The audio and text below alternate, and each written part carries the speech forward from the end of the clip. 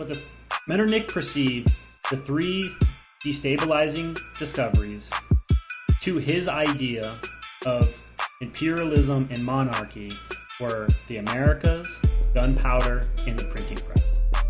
So at his time, because he couldn't wave a wand and get rid of gunpowder in the Americas, so I was trolling on Twitter like I do, and saw this tweet. One must go forever. Beer, steak, guns, or sex. And I think a lot of people, when they saw this, they thought... I think most people took this as, what's something that I'm willing to give up forever? Which I think is very natural. But what I thought was interesting is some people took this to mean, what do you want to remove from society? And what I thought was interesting is it was pretty popular for some people to bring up banning guns from society. So one guy says, I get beers, steak, sex, and sword fights. Hell yeah. If we get rid of guns, everyone will use swords, which is arguably cooler. Someone responds, and more fair for people fighting. And then there was someone who said, just take the L, bro, and accept that you're the less skilled warrior. And someone responded to this, and this is what made me think of this. That's the point. Guns made obsolete the professional warrior caste. A man who could afford a suit of armor would terrorize anyone who could not. If equipment were equal, the larger, better fed man would nearly always win. Guns made people equal. And this reminded me of a quote, or it's not a quote, but this reminded me of an idea of a famous Austrian politician named Clemens von Metternich, or Prince Metternich.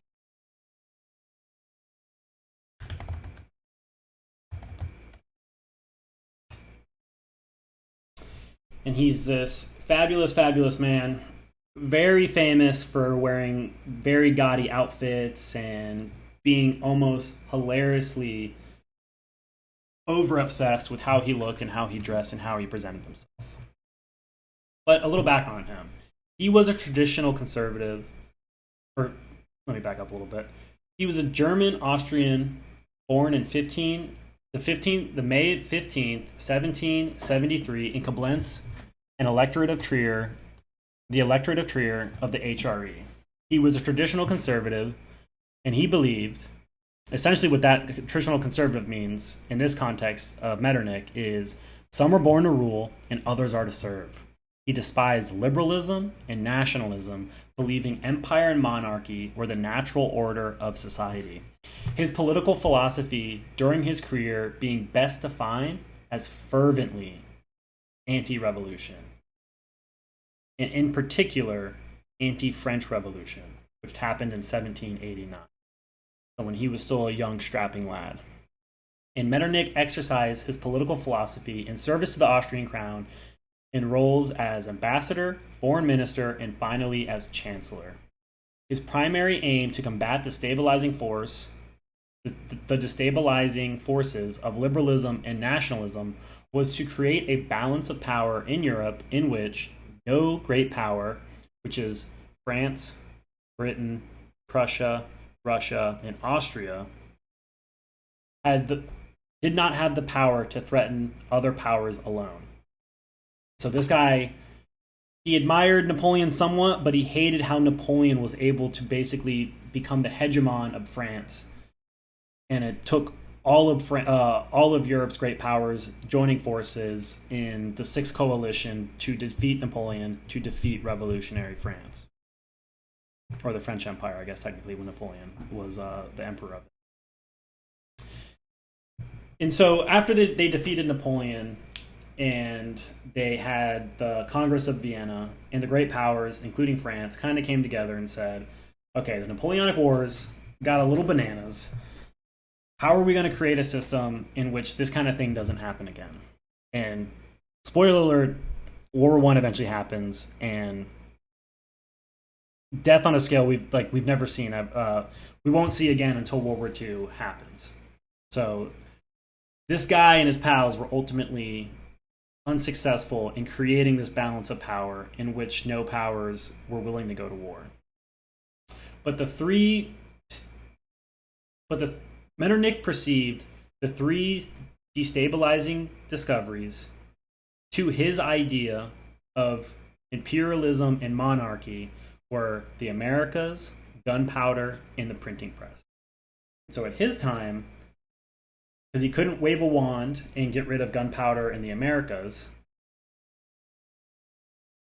he sought out to control the printing press and the ideas that were spread through the printing press. But this tweet gives us an interesting hypothetical in which we could erase guns, and Metternich could get his wish, even though he was talking about gunpowder.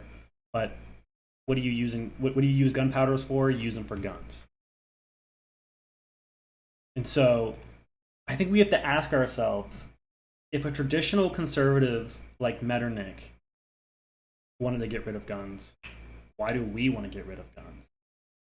Because I think a lot of people think, especially in America and Europe, I mean really everywhere around the world, is that people owning guns is a net negative. But I have a hard time believing that. Because like that previous tweet said, anyone can really be a very effective warrior, because there is no professional warrior class. And yeah, we have, trained soldiers or whatever, but you have to remember, we're now in a time where it's been proven again and again, where a random person with a gun defending their home country can be an incredibly effective military force. We saw this from the American perspective. We saw this in Vietnam, Iraq, Afghanistan. And so I think we have to remember, if a traditional conservative like Metternich, who wanted monarchies to rule and be stable, believing some people are born to rule, some people are born to serve, that guns upset that balance. And that's why I think guns are important in a society. I believe a well-armed society is a polite society. And obviously, that comes with very obvious trade-offs, as we see in America almost every day, unfortunately, with the tragedies that are happening here all the time. But I think that's just really something interesting to think about. I think about that quote a lot, where nowadays we think, in America at least, that conservatives are the ones who want their guns for, some frivolous or dumb reason. But it's interesting to think about how a traditional conservative, a monarchist like Metternich, would have wished away guns. Why would we want to agree with him in thinking, yeah, we should want to get rid of guns too? Because ultimately, I think a government who fears their citizenry just a little bit is probably a good thing, because it's a lot harder to rule your citizenry, that's a tough word, your citizens,